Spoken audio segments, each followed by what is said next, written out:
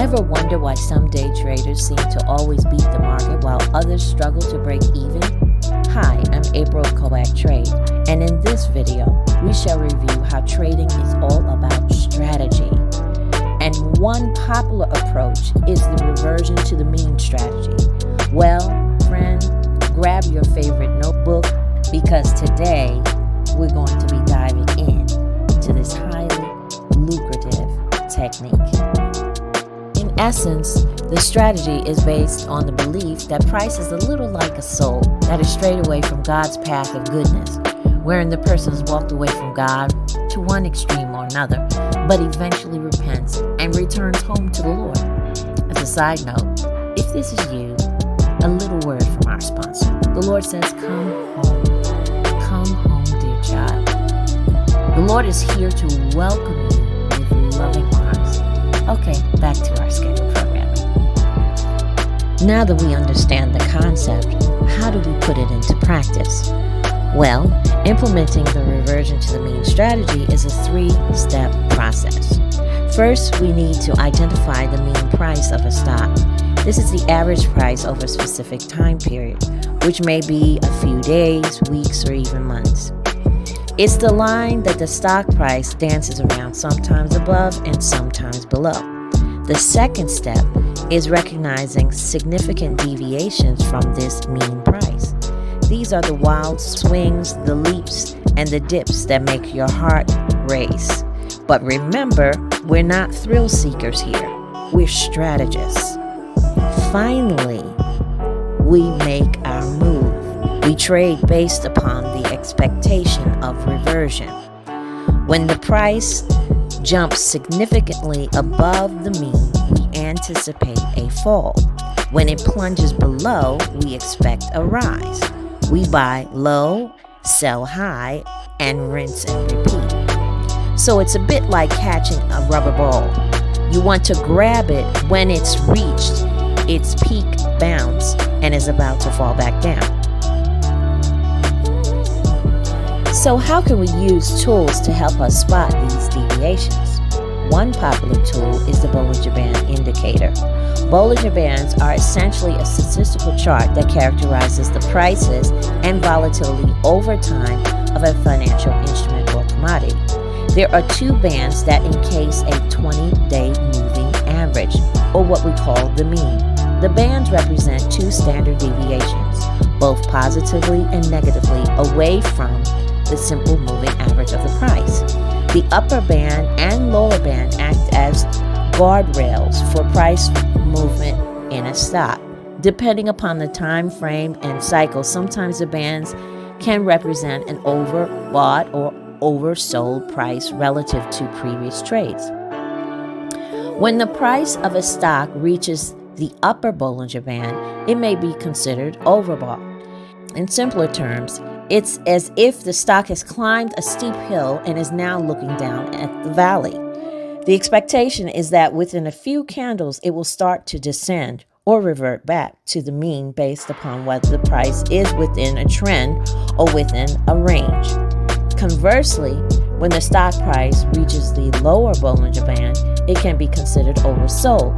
It's like the stock has fallen into a deep pit and the only way up is back to the mean. Bollinger Bands include the 20 moving average. There are 2 other indicators that you can use. It would be the simple moving average and the exponential moving average.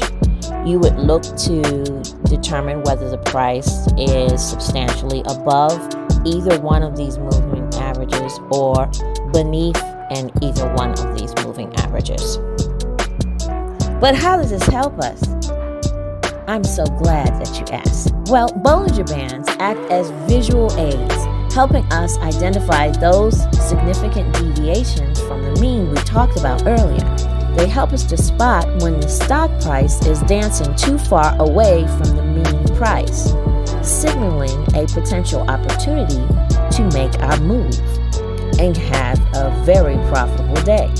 That is when the high of the candle is above the upper Bollinger Band level.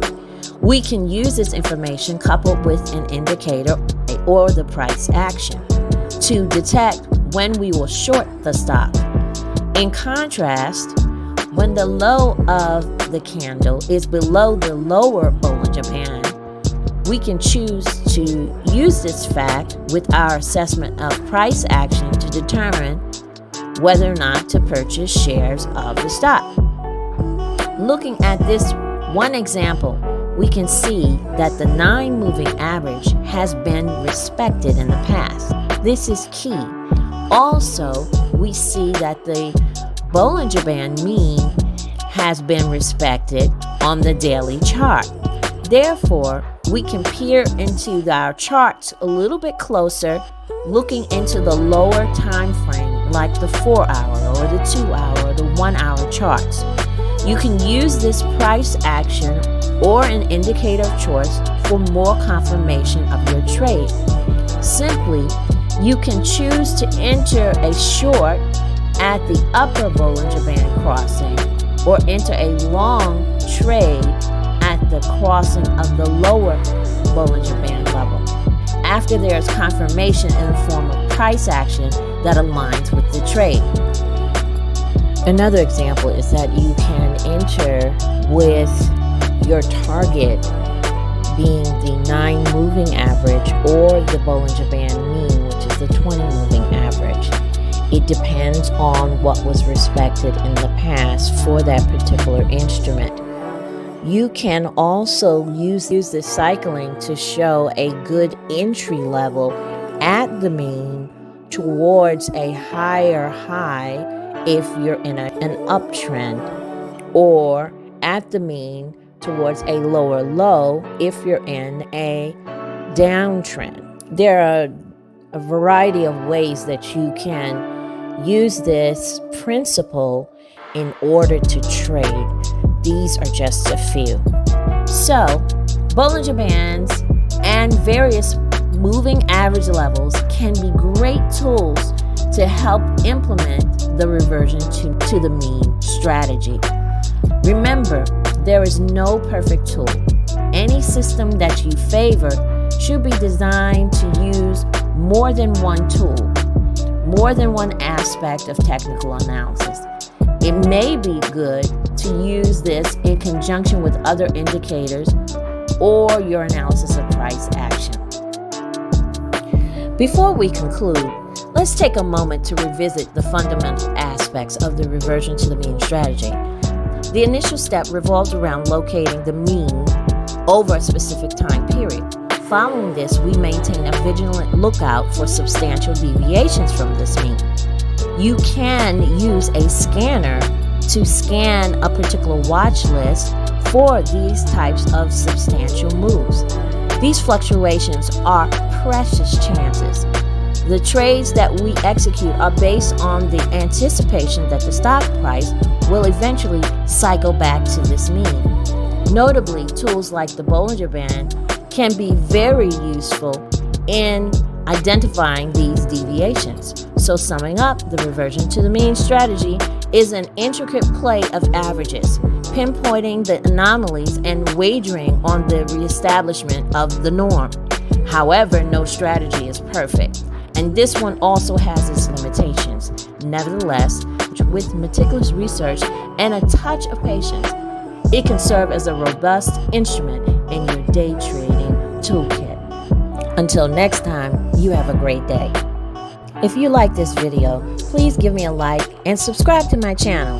I'm going to be continuing to add videos to this channel on a regular basis, at least one video per week. So you have a great day. Bye.